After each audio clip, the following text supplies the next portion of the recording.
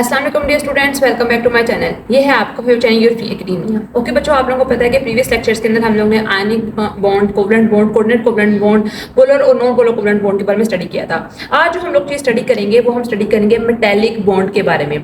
नाम से ही जाहिर हो रहा है मेटेलिक बॉन्ड जो होता है वो हमारे पास मेटल्स के दरमियान बनता है। मेटल्स के दरमियान जो दो एटम्स के दरमियान हमारे पास बॉन्ड बनेगा या मेटल्स के अंदर जो बॉन्ड बन रहा होता है उसको हम कहते हैं मेटेलिक बॉन्ड। डेफिनेशन की बात करें तो the electrostatic force of friction between positive metal ions and a sea of delocalised electron. इसी डेफिनेशन के ऊपर आज हम बात करेंगे, इसी की इंटरप्रिटेशन करेंगे और सारा का सारा लेक्चर जो होता है वो इसी चीज के ऊपर बेस कर रहा है। सबसे पहले हमने बात की है कि फोर्स ऑफ फ्रिक्शन जो कि पॉजिटिव मेटल आयंस मतलब कि मेटल आयंस के पॉजिटिव होने का मतलब क्या है कि उसने अपना एक इलेक्ट्रॉन जो है वो लूज कर दिया, एक या दो इलेक्ट्रॉन उसने लूज कर दिए तो पॉजिटिव मेटल आयंस तभी बनते हैं। And a sea of delocalised electrons, हम लोग इलेक्ट्रॉन्स के बारे में पढ़ते आए कि इलेक्ट्रॉन्स ऐसे हैं वैसे हैं, यहाँ से इसने इलेक्ट्रॉन लूज किया, उसने ले लिया, सोडियम ने लूज किया, क्लोरीन ले लिया, मैग्नीशियम ने लूज किया, क्लोरीन ले लिया, या फिर किसी और हैलोजेंस ने ले लिया। लेकिन यहाँ पर डी लोकलाइज का यहाँ पर कॉन्सेप्ट क्या है? डी लोकलाइज का कॉन्सेप्ट यहाँ पर इसलिए जरूरी है क्योंकि यहाँ पर जो इलेक्ट्रॉन्स है ना मेटेलिक बॉन्ड के अंदर ये फ्री हैं, या फिर इनको कहते हैं मोबाइल इलेक्ट्रॉन्स। मतलब कि ये मूवमेंट इनकी जो है वो मुकम्मल तौर पर फ्री है, किसी के साथ स्पेसिफिकली लिंक्ड नहीं है। अब इतनी भी फ्री नहीं है कि वो इलेक्ट्रॉन या एटम से बाहर ही चल जाए, हैं लिंक्ड क्योंकि पॉजिटिवली मेटल आयंस वहां प्रेजेंट है, वो उसको अट्रैक्ट कर रहे हैं। बट कॉन्सेप्ट यहाँ पर उन्होंने बताया है कि ये अट्रैक्शन जो होती है ये पॉजिटिव मेटल आयंस और फ्री इलेक्ट्रॉन्स के दरमियान में पाई जाती है। अब इसको सी ऑफ इलेक्ट्रॉन्स क्यों कहते हैं? मेटेलिक बॉन्ड का कॉन्सेप्ट जो होता है ना बच्चों, वो सी ऑफ इलेक्ट्रॉन से एक्सप्लेन किया जाता है क्योंकि यहाँ पर जो इलेक्ट्रॉन्स होते हैं ना वो इस तरह तैर रहे होते हैं समुद्र के अंदर मछलियां होती हैं। सेम इसी तरह यहाँ पर जो इलेक्ट्रॉन्स होते हैं मेटेलिक बॉन्ड के अंदर वो इसी तरह घूम फिर रहे होते हैं। हमने सोडियम का इलेक्ट्रॉनिक कॉन्फ़िगरेशन देखी थी जो कि थी 281। हम लोगों ने देखा था कि सोडियम जो होता है वो अपना एक इलेक्ट्रॉन जो होता है वो लूज कर देता है, दे देता है क्लोरीन को और तभी वो अपनी स्टेबल फॉर्म के अंदर आता है। सेम इस तरह मैग्नीशियम की बात करें 282, ये अपने दो इलेक्ट्रॉन्स देगा तभी ये स्टेबल फॉर्म के अंदर आएगा, तभी इसका ऑक्टेट जो होगा वो कंप्लीट होगा, तभी ये स्टेबिलिटी जो है वो गेन करेगा। ये जो अब दो इलेक्ट्रॉन या एक इलेक्ट्रॉन ये लूज करते हैं, ये करते हैं कि इनके मेटल आयंस के बाहर आ जाते हैं। ये इस तरह फॉर्म करते हैं कि सोडियम जब अपना एक इलेक्ट्रॉन लूज करते हैं ये बन जाता है सोडियम पॉजिटिव, और जब मैग्नीशियम दो लूज करते हैं तो ये बन जाता है मैग्नीशियम 2+। अब ये वाले जो इलेक्ट्रॉन्स इन्होंने लूज किए हैं ये स्पेसिफिकली इसके साथ बाइंड नहीं रहते बल्कि ये तैरने लग पड़ते हैं। किस तरह? देखो यहाँ पर सोडियम समझ लो आप लोग, सोडियम का पॉजिटिव है, यहाँ पॉजिटिव वन का मतलब है कि इसने एक अपना इलेक्ट्रॉन लूज किया और सोडियम की ये फिगर बनाई हुई है।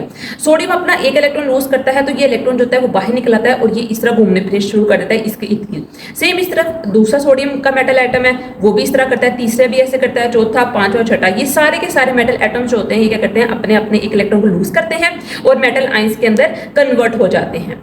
जब ये मेटल आयंस के अंदर कन्वर्ट होते हैं तो आपके पास जो इनके इलेक्ट्रॉन्स हैं ये इस तरह घूमने फिरने लग पड़ते हैं।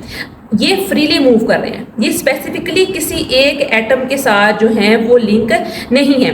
ये इतने फ्रीली मूव नहीं कर रहे हैं कि ये बाहर निकल जाएं, इनको अट्रैक्ट कर रहा है ये पॉजिटिव मेटल आयंस, लेकिन इतनी शिद्दत से नहीं कर रहा कि ये अपने अंदर इसको डाइजेस्ट कर ले, अपने अंदर इसको रख ले। यही जो आपके पास इलेक्ट्रॉन्स हैं ये पूरे के पूरे इस मेटल एटम्स के अंदर क्या होते हैं घूमते फिरते रहते हैं। आपके बुक के ऊपर सबसे पहला स्ट्रक्चर है वो सोडियम का बयान किया गया है। अब यहाँ पर एक कॉन्सेप्ट जो है वो यहाँ पर लो आयनाइजेशन एनर्जी का भी उन्होंने बताया, हम नेक्स्ट आपकी क्लास के डिस्कस करेंगे जहाँ पर इलेक्ट्रोपॉजिटिव इलेक्ट्रोनेगेटिव इलेक्ट्रॉन उन्होंने डिस्कस किया मेटल्स का, वहाँ पर भी कॉन्सेप्ट आएगा। यहाँ पर मैं आपको बता देती हूँ लो आयनाइजेशन एनर्जी का से मुराद क्या है। आयनाइजेशन एनर्जी के मुताबिक वो एनर्जी होती है हमारे पास जो हमें चाहिए होती है किसी भी एटम में से उसका जो आखिरी वैलेंस शेल के अंदर इलेक्ट्रॉन होता है उसको निकालने के लिए जो हमें एनर्जी चाहिए होती है। मेटल्स के अंदर क्या होता है उनकी आयनाइजेशन एनर्जी जो होती है बहुत कम होती है। जैसे सोडियम की जो होती है वो होती है +496 किलोजूल्स पर मोल। जैसे जो क्लोरीन होता है वो हमारे पास एक मेटल है उसकी होती है 1251 किलोजूल्स पर मोल। तो मेटल से नॉन मेटल की तरफ जाते हो आपकी जो आयनाइजेशन एनर्जी होती है ये इंक्रीज करने लग पड़ती है। तो यहाँ पर उन्होंने बताया हुआ कि इनकी लो आयनाइजेशन एनर्जी होती है। क्यों होती है? क्योंकि इनके पास जो इनका आउटर मोस्ट शेल का इलेक्ट्रॉन होता है ना इसको आप लोग बहुत जल्दी या बहुत आसानी से बाहर निकाल सकते हो, तो इसके लिए इतनी एनर्जी चाहिए नहीं होती। यही रीजन है कि इनकी लो आयनाइजेशन एनर्जी होती है इनकी। अब हमने देख लिया सोडियम का, अब मैग्नीशियम के अंदर देखेंगे तो क्या होगा। मैग्नीशियम के अंदर बच्चों यहाँ पर सिर्फ और सिर्फ एक चीज का चेंज आएगा, वो चीज क्या होगी आप लोगों के पास। पहले हम लोग ने सोडियम का देखा था तो यहाँ पर एक इलेक्ट्रॉन लूज किया तो यहाँ पॉजिटिव बन गया, मोनो पॉजिटिव आयन बन गया। अब यहाँ पर क्या होगा डाई पॉजिटिव आयन बनेगा क्योंकि मैग्नीशियम का ये एटम होगा, ये दो पॉजिटिव आयंस बनेंगे यहाँ पर इस तरह। और यहाँ पर एक और चीज का डिफरेंस आएगा, वो क्या चीज होगी कि यहाँ पर बच्चों आप लोगों के पास नेगेटिव चार्ज भी इंक्रीज कर जाएंगे क्योंकि इसने दो दो इलेक्ट्रॉन्स को लूज किया है। तो इस तरह का मेटल एटम जो स्ट्रक्चर होगा वो किस चीज का हो जाएगा, वो हो जाएगा मैग्नीशियम का। अब यहाँ पर एक चीज जो आती है बहुत इंपॉर्टेंट आती है कि मेटेलिक बॉन्ड जो है वो आखिर मेन किन दो चीजों के ऊपर डिपेंड कर रहा है, किस चीज के ऊपर ये मेटेलिक बॉन्ड जो है किसकी स्ट्रेंथ किस चीज के ऊपर डिपेंड कर रही है। तो सिर्फ और सिर्फ ये दो चीजों के ऊपर डिपेंड करती है कि आपका पॉजिटिव मेटल आयंस कितने हैं नंबर 1 के ऊपर, और इलेक्ट्रॉन्स कितने हैं। जितने आपके पास कोई भी एलिमेंट के पॉजिटिव मेटल आयंस ज्यादा होते जाएंगे या नंबर ऑफ इलेक्ट्रॉन ज्यादा होते जाएंगे, उतना ही वो मेटल जो होगा वो स्ट्रॉन्ग होता जाएगा। सोडियम ज्यादा स्ट्रॉन्ग है, मैग्नीशियम ज्यादा स्ट्रॉन्ग है। सोडियम जो है वो इस हद तक सॉफ्ट है कि आप लोग उसको नाइफ से भी कट कर सकते हो, ठीक है ना। तो ये इतना सॉफ्ट है। तो ये चीज जो है वो उन्होंने बताई किया बुक के ऊपर कि मेटेलिक बॉन्ड जो होता है, ये मेटल्स के दौरान जो बॉन्ड होता है वो डिपेंड करता है कि उनके ऊपर पॉजिटिव चार्ज कितना है या उनके पास सी ऑफ इलेक्ट्रॉन्स कितने, इलेक्ट्रॉन्स कितने हैं। जितना इनका नंबर इंक्रीज करता जाएगा उतने ही क्या होगा कि इनके पास जो स्ट्रेंथ होगी, ये जो इनकी पावर होगी या इनकी स्ट्रॉन्गनेस होगी वो इंक्रीज करती जाएगी। और यही रीजन है, इन्हीं दो प्रॉपर्टीज के ऊपर, दो चीजों के ऊपर इनकी सारी की सारी प्रॉपर्टीज जो होती हैं वो डिपेंड कर रही होती हैं। उससे पहले हम लोग जाते हैं इस चीज के ऊपर। यहाँ पर मैंने different type of metal atoms बनाए हुए हैं। देखो यहाँ पर ये सारे एक लाइन के अंदर प्रेजेंट है, ये इनकी एक लाइन है, एक पैटर्न के अंदर प्रेजेंट है। जब भी आप इनके ऊपर प्रेशर लगाओगे तो ये स्लाइड कर जाएंगे, ये स्लाइड कर गई, एक शीट जो है इनकी ये स्लाइड कर गई है। इस प्रेशर की वजह से जो आप लोगों ने लगाया स्लाइड कर गई है, ये इतने सॉफ्ट होते हैं कि आप लोग इनको शीट्स के अंदर भी कन्वर्ट कर सकते हो, आप इनको वायर के अंदर भी कन्वर्ट कर सकते हो। आप जितनी भी वायर्स देखते हो इलेक्ट्रिसिटी के अंदर वो ज्यादा कॉपर की होती हैं। क्यों कॉपर की होती है? क्योंकि कॉपर जो होता है वो इस हद तक लाइट होता है कि आप लोग बहुत आसानी से इसको, सॉफ्ट होता है कि आप लोग इसको वायर्स के अंदर, शीट्स के अंदर किसी भी तरह कन्वर्ट कर सकते हो। क्योंकि जब इनके ऊपर आप प्रेशर लगाते हो मेटल एटम के ऊपर तो ये किसी भी तरह फोल्ड हो जाते हैं। गोल्ड की बात करते हैं, गोल्ड नेचुरली जो गोल्ड प्रेजेंट होता है वो इस हद तक सॉफ्ट होता है कि वो किसी भी फॉर्म के अंदर कन्वर्ट हो जाता है। यही रीजन है कि जब आप ज्वेलर के पास जाते हैं तो वो इसके अंदर कुछ हद तक इंप्योरिटी ऐड करते हैं, क्योंकि वो इस हद तक सॉफ्ट होता है कि वो आप लोग आम डेली यूज के अंदर नहीं पहन सकते हो, जो नेचुरल सॉफ्ट ऑब्टेन होता है। तो आप लोग क्या करते हो कि उसके अंदर इंप्योरिटी ऐड करते हो ताकि थोड़ा सा जो है वो हार्ड हो जाए। ये चीज जो होती है वो इनके डिपेंड करती है इन चीज के ऊपर कि किस तरह आप लोग प्रेशर अप्लाई करते हो और ये स्लाइड कर जाते हैं, इनकी ये अपनी जगह से जो है वो हिल जाते हैं। अब हम मोस्ट इंपोर्टेंट जो कॉन्सेप्ट है वो चीज बात करते हैं उस बारे में, वो है इनकी properties. Electrical conductivity, thermal conductivity, metallic lustre जो है, malleability, ductility, high melting and boiling point. Metallic lustre से मुराद होती है कि कितनी चीज शाइन कर रही है। इनका मेटेलिक लस्टर क्या है? लस्टर का मतलब है, लस्टर्स कहते हैं ना चीज बड़ी लस्टर्स है, इसका मतलब बहुत शाइनी है। तो वो क्यों है? तो अब हम इनकी प्रॉपर्टीज पढ़ते हैं कि इनकी प्रॉपर्टीज जो है ये क्यों है जो एग्जिस्ट कर रही हैं। सबसे पहली बात हम बच्चे पढ़ते हैं इलेक्ट्रिकल कंडक्टिविटी के बारे में। हमने देखा मेटल्स जो होते हैं वो सबसे अच्छे इलेक्ट्रिकल कंडक्टर होते हैं। मेटल्स के अंदर कंडक्टिविटी जो है बहुत अच्छी होती है। अब क्यों होती है? क्योंकि जब भी आप लोग कोई भी आप लोग किसी मेटल को किसी आप लोग बैटरी के साथ कनेक्ट करते हो ना, तो क्या होता है वहां पर इलेक्ट्रिक फील्ड जो होती है वो जनरेट होती है। इलेक्ट्रिक फील्ड ये वाला मैंने रेज कर देती हूँ क्योंकि मैंने आप लोगों को ये करवा दिया। इलेक्ट्रिक फील्ड जो होती है वो वहां पर जनरेट करती है। इलेक्ट्रिक फील्ड जनरेट होने की वजह से क्या होता है कि जो इलेक्ट्रॉन्स होते हैं ना वो मूव करते हैं टर्मिनल्स की तरफ, और जब ये टर्मिनल की तरफ मूव करते हैं तो क्या होता है, ये इलेक्ट्रॉन है, ये अगले को एनर्जी देगा, ये अगले को एनर्जी देगा, ये उससे अगले को एनर्जी देगा। तो ये इस पूरे एक पैटर्न के अंदर क्या करते हैं, मूव करते हैं। यही रीजन है कि इलेक्ट्रिकल कंडक्टिविटी जो होती है मेटल्स के अंदर सबसे अच्छी होती है, क्योंकि ये बहुत ज्यादा स्विफ्टली तौर पर इलेक्ट्रॉन्स को प्रेजेंट बहुत ज्यादा होते हैं। एक तो पहली बात ये सी ऑफ इलेक्ट्रॉन्स होता है तो बहुत जल्दी कंडक्ट करते हैं इलेक्ट्रिसिटी को। और सिर्फ आप लोगों को बात याद रखनी है कि मेटल्स की कंडक्टिविटी सबसे अच्छी होती है पीरियोडिक टेबल के अंदर। देन जो आप लोगों का आता है थर्मल कंडक्टिविटी के बारे में। थर्मल कंडक्टिविटी का कॉन्सेप्ट क्या है? थर्मल कंडक्टिविटी का कॉन्सेप्ट भी इन्हीं चीज के अंदर पोशीदा है। थर्मल कंडक्टिविटी सबसे अच्छी एग्जांपल जो बच्चों आती है वो आती है एक स्पून की। आप लोग स्पून को गर्म करते हो, आप लोग उसको फ्लेम के ऊपर रखते हो तो क्या होता है, फटाफट जो उसका दूसरा वाला हैंडल होता है जो आप लोगों ने पकड़ा होता है वो इतनी जल्दी हीट अप हो जाता है। वो क्यों होता है? क्योंकि जब आप लोग किसी भी चीज को हीट करते हो, हीट के अंदर एनर्जी होती है, उस एनर्जी की वजह से आपके जो मेटल आयंस होते हैं ना ये करते हैं, ये वाइब्रेट करना शुरू कर देते हैं। सेम इस तरह इलेक्ट्रॉन्स होते हैं, फ्री मूविंग इलेक्ट्रॉन्स, इनके पास भी काइनेटिक एनर्जी आ जाती है।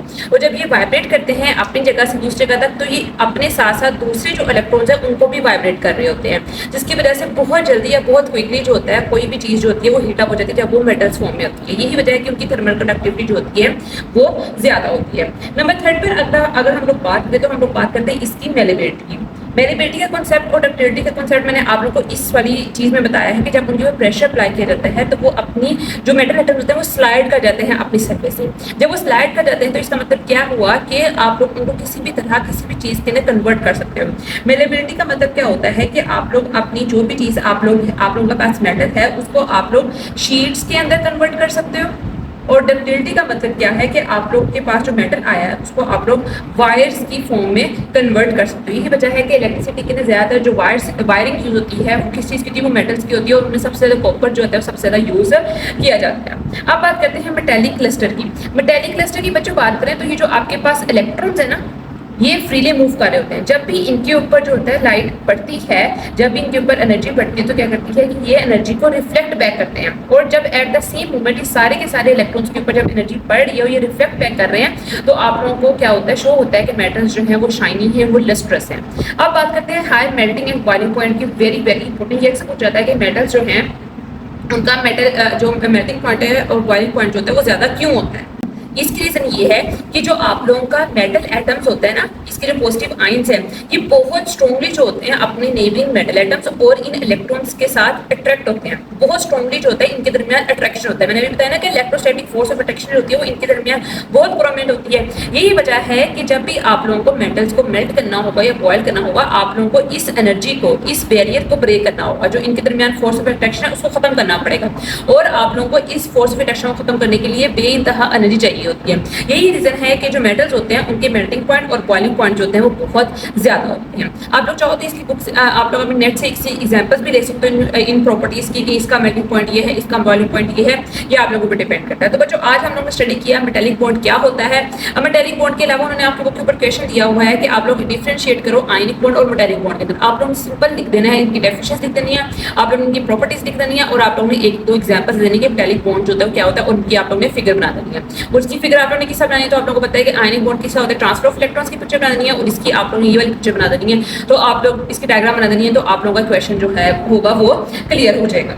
अब उन्होंने एक और क्वेश्चन पूछा है कि जो मेटेलिक बॉन्ड होता है वो किसके दरमियान बनता है, किस तरह के एटम्स जो होते हैं वो मेटेलिक बॉन्ड बनाते हैं। तो मेटेलिक बॉन्ड जो होता है वो मेटल्स और मेटल्स के दरमियान बनता है। ये बात आप लोगों ने याद रखनी है।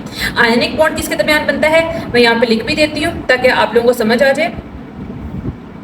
इतना डिफिकल्ट नहीं है बट आप लोगों को आना चाहिए। आयोनिक बॉन्ड हमेशा बनता है मेटल्स और नॉन मेटल्स के दरमियान। उसके बाद आप लोगों का कोवलेंट बनता है नॉन मेटल और नॉन मेटल के दरमियान। आपका कोऑर्डिनेट कोवलेंट बनता है लोन पेयर जो कि डोनेट करता है इलेक्ट्रॉन्स और एक्सेप्टर के दरमियान, क्योंकि ये एक मॉलिक्यूल की फॉर्म में होता है। और जो आप लोगों का मेटेलिक बॉन्ड होता है वो हमेशा बनता है आपके पास मेटल्स और मेटल के दरमियान। ये आप लोगों ने लिख देना वहां पे उस क्वेश्चन के अंदर। तो ये था बच्चों आप लोगों का मेन कॉन्सेप्ट कि मेटेलिक बॉन्ड क्या होता है। कल की वीडियो के अंदर हम लोग स्टडी करेंगे कि इनका इलेक्ट्रोपॉजिटिव और इलेक्ट्रोनेगेटिव कैरेक्टर क्या चीज होती है। उसके साथ आप लोगों के ऊपर एक आयनिक और कोवलेंट का भी कॉन्सेप्ट दिया होगा, उसको भी डिस्कस करेंगे। और देन आप लोगों के पास सिर्फ और सिर्फ इंटरमोलेकुलर फोर्सेस का एक मेजर कॉन्सेप्ट रह जाएगा। उसको कंप्लीट करके हम आप लोगों का ये चैप्टर जो है वो कंप्लीट कर देंगे इंशाल्लाह विद इन 2 to 3 डेज। तो आज इतना ही। आई होप सो कि वीडियो आप लोगों को अच्छी लगी है। वीडियो अच्छी लगी चैनल को लाजमी सब्सक्राइब करें, वीडियो को लाइक करें और अच्छे कमेंट भी लाजमी करें। तो कल मिलते हैं एक नई अच्छे तक के लिए फी अमानिल्लाह।